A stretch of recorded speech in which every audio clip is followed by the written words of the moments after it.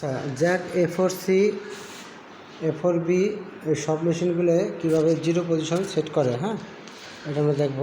ফার্স্টে আমরা stitch zero করে নেব, যে আমাদের জিরো পজিশন ঠিক আছে কিনা, মেশিনের টান ঠিক আছে কিনা। স্টিচ জিরো করে আমরা এখানে একটা সাদা একটা কাগজ দেবো,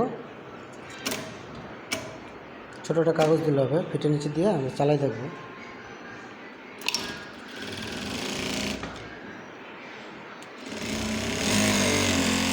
যদি এরকম চলে সামনে আগাচ্ছে, তার মানে জিরো পজিশন ঠিক নেই, মেশিনের টান ঠিক নেই, ঠিক আছে। আমার এখানে জিরো হবে, স্টিচ জিরো হবে, মেশিনের নিডল এক জায়গায় পড়বে, সামনে পিছনে কাপড় যাবে না, কাগজ যাবে না।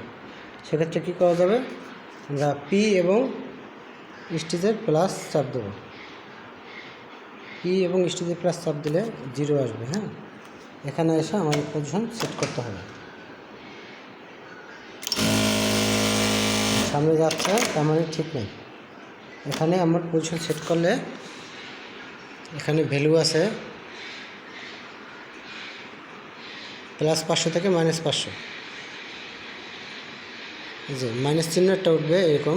মনে করেন যে আমি এখানে 9 দিয়ে পি একটা প্রেস করলাম, সো এখন চালাই দেখব,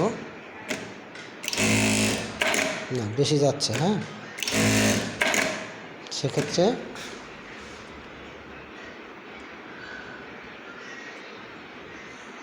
+11 করলাম, পি একটা সেভ দিলাম।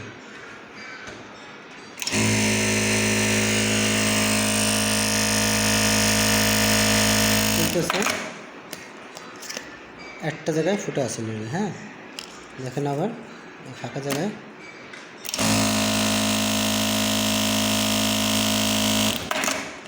এই যে এরকম টান ঠিক থাকলে এটা হচ্ছে জিরো পজিশন ওকে, হ্যাঁ। ওকে হলে এখানে পি দিয়ে চাপ দিয়ে বের হয়ে যেতে হবে, শেষ। এখন দেখেন স্টিচ জিরো আছে, আমি যে এখানে চালাই